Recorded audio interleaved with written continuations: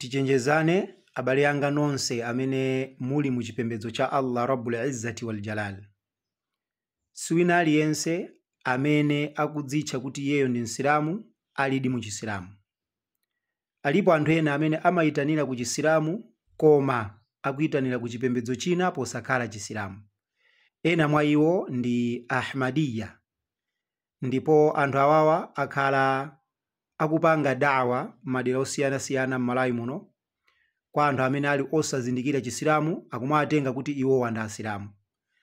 Koma kwa munthu amene akuchidziwa Chisilamu muona kuti zimene amakhulupirira a Ahmadiyya ndi zinthu zosembana ndi Chisilamu, choncho iwo si Asilamu.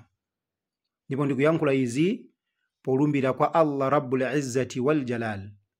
Akhonza kumapanga klemu kunena kuti iwo amakhulupirira mwa Allah, yani at-tauhid. Mukayiona tauhid imene amapanga promote ndi tauhid ar-rububiyya. Kenako amanenanso kunena kuti ife timagwiritsa Qur'ani wa sunna, koma mukaona kutanthauzira kumene kumakhala mmenemo si kumene maswahaba, matabi'ina komanso mataba'a tabi'ina adamvetsetsera poyitanthauzira al-Qur'an. Komanso amafotokoza kunena kuti iwo amatsatira arukanul Islam, shahada ija, komanso as-sala, waz-zaka, was-sawm, wal-hajj. Ndipo amatsindikanso kuti iwo amatsatira nsanamira 6 zija za chikhulupiriro: al-imanu billahi wa malaikatihi wa kutubihi wa rusulihi wal yawmil akhir wal imanu bil qadari khairihi wa sharrihi. Koma tsopano tikabwera ku chimene amabisa kuti anthu asachidziwe, ndi chimene tifuna tichinene apa, chomwe chikuwapangitsa iwowa kutuluka mu Chisilamu. Chinthu choyamba, iwowa amanena kuti ndizoonadi kuti Muhammad ibn Abdullah sallallahu alayhi wasallama adali mtumiki womaliza. Adali mtumiki womaliza. Koma palinso tutumiki tina tating'ono timene Allah subhanahu wa ta'ala amatituma kuti tidzapange yujaddid hadha din, tidzapange revive, tidzadzutsenso chipembedzochi.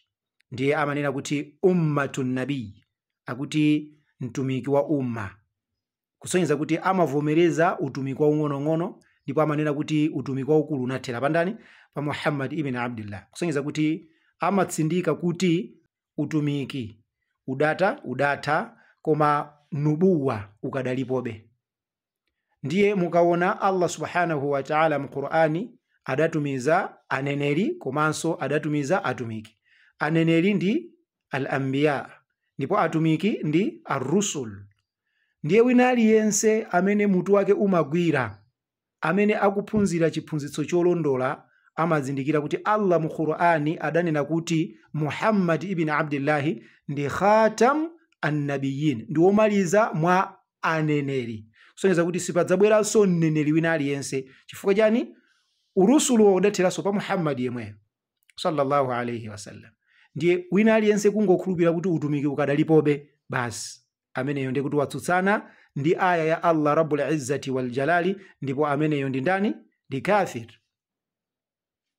Chachiwiri, amakhulupirira kunena kuti Mirza Ghulam Ahmad, amene adayambitsa Ahmadiyya mu 1889, yemwe amakhala ku Qadiani ku India. Ndifake Ahmadiyya amachedwanso kuti Makadiani, dzina limene mwina munalimvapo.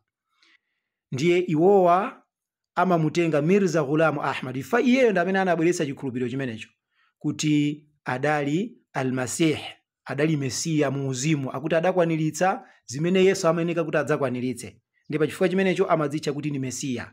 Komanso amadzitcha kuti iye ndi Mahdi, akuti adathetsa nkhondo za muchipembedzo. So amadzitcha kuti iye ndi al-Masih, komanso amadzitcha kuti ndi al-Mahdi. Kungokhulupirira we mu zimenezi basi, iweyo siwenso Msilamu. Chifukwa chani?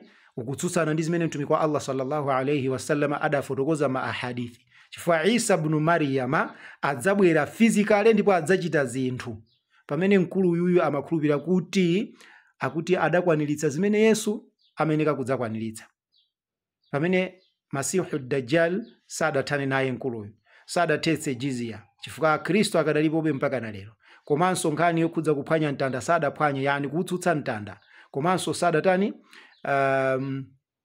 sadaphe nkhumba al-khinziri ndi zina zimene zidafotokozedwa ma ahadithi pa nkhani yokhudza Isa ibn Maryam. Ndiye kungokhulupirira kuti Mirza Ghulam Ahmad ndi al-Masih, iweyo ndiye kuti ukukhulupirira mu al-Masihu Dajjal, chifukwa iye ni mmodzi mwa madajjaluna kadhabun, ndi madajjali amene mtumiki adawanena kuti adzakhala akubwera okwanira 30. So khulupiriro china nchimenecho chikusemphanaso ndi paja pachani pa al-imanu birusulillah.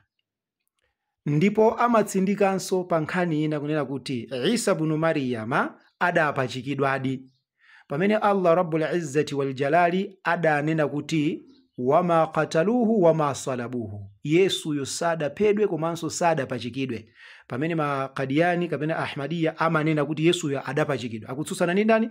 Allah pamene kwakanena basi. So iwe kungokhulupirira kuti Yesu mwana wa Maria adapachikidwa, iweyo ndiwe ndani? Ndiwe kafiri, chifukwa Allah kunena kuti sadapachikidwe, ndiye kumutsutsa Allah. Ndiye iyeyo Mirza Ghulam Ahmad pamodzi ndi omutsatira ake amanena kuti Yesu sadapite kumwamba koma adagwidwa ndi kupachikidwa, ndipo akuti adapulumuka pa mtandapo, adapulumukapo ndiye adathawa, amadutsa akuti chakupeja huku mpaka adakafikira ku India, ku Kashmir, kandi Kashmir ku India, ndipo adamwalira kumeneko ali ndi zaka 120. Adamwalira ku Kashmir ndipo ali kulimanda kumeneko a Isa ibn Maryam. Amene ndi Asilamu. Ndiye wina aliyense lero lina amene angazitchule kuti Ahmadiyya ndi kumayitanira ku dzina la Chisilamu amene ndi kadhabu. Choncho anthu amene wati wapewe, chifukwa ndi anthu amene atakuyitanireni ku chikhulupiriro chosemphana ndi Chisilamu.